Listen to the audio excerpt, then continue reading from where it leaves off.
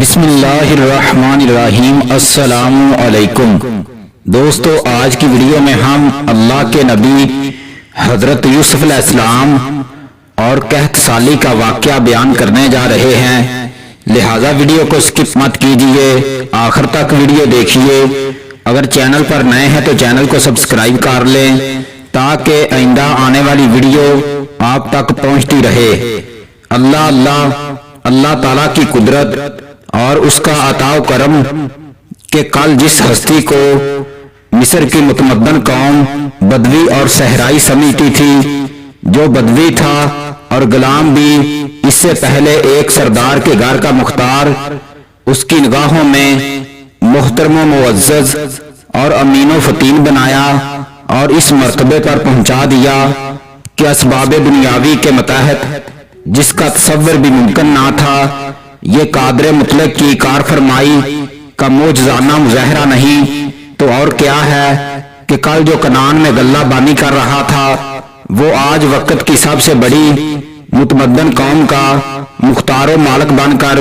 جہاں بانی کر رہا ہے۔ سچ ہے، جس کو وہاں قبولیت کا شرف حاصل ہو گیا،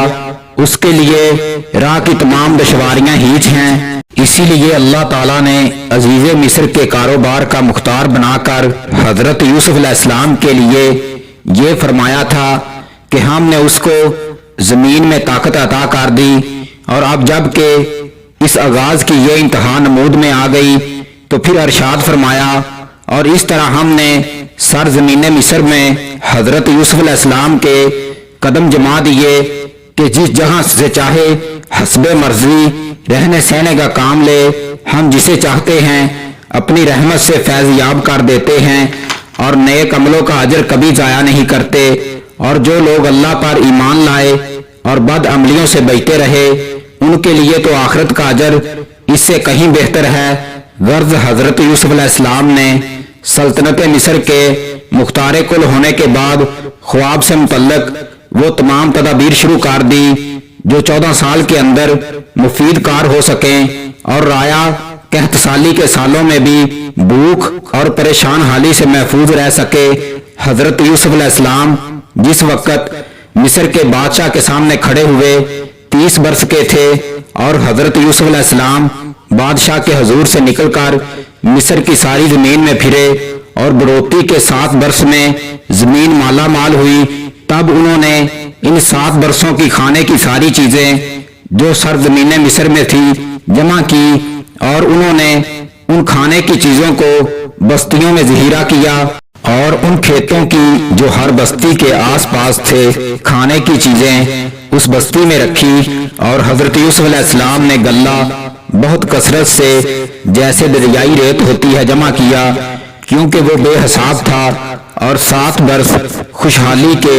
جو زمین مصر میں تھے آخر ہوئے، اور قحط سالی کے 7 برس جیسا کہ حضرت یوسف علیہ السلام نے کہا تھا آنے شروع ہوئے، اور سب زمین میں قحط سالی شروع ہوئی۔ مصر کی ساری زمین میں خوراک تھی۔ پھر جب ساری زمین مصر بھوک سے ہلاک ہونے لگی تو خلق روٹی کے لیے بادشاہ کے آگے چلائی۔ بادشاہ نے سب مصریوں کو کہا کہ حضرت یوسف علیہ السلام کے پاس جاؤ، وہ جو تمہیں کہیں سو کرو۔ اور حضرت یوسف علیہ السلام نے ذخیرے کے کھتے کھول کے مصریوں کے ہاتھ بیچ دیے۔ تمام روئے زمین پر کال تھا۔ جب دوسرے ملکوں میں کال بہت بڑا تو دوسرے ممالک کے لوگ مصر میں غلہ مول لینے آئے۔ جب حضرت یعقوب علیہ السلام نے سنا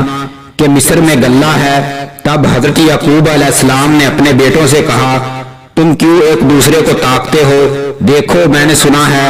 کہ مصر میں غلہ ہے، تم وہاں جاؤ اور وہاں سے ہمارے لیے غلہ خرید لاؤ تاکہ ہم جی سکیں اور مرے نہیں۔ غرض جب قحط سالی کا زمانہ شروع ہوا تو مصر اور اس کے قرب و جوار کے علاقے میں بھی سخت کال پڑا، اور کنعان میں خاندان حضرت یعقوب علیہ السلام نے صاحبزادوں سے کہا کہ مصر میں عزیز مصر نے اعلان کیا ہے کہ اس کے پاس غلہ محفوظ ہے، تم سب جاؤ اور غلہ خرید کر لاؤ۔ چنانچہ باپ کے حکم کے مطابق یہ کنعانی قافلہ عزیز مصر سے غلہ لینے کے لیے مصر روانہ ہوا۔ اللہ کی قدرت دیکھیے کہ برادران حضرت یوسف علیہ السلام کا یہ قافلہ اسی بھائی سے غلہ لینے چلا ہے جس کو اپنے خیال میں وہ کسی مصری گھرانے کا معمولی اور گمنام غلام بنا چکے تھے، مگر اس حضرت یوسف علیہ السلام فروش قافلے کو کیا معلوم تھا کہ وہ کل کا غلام آج مصر کے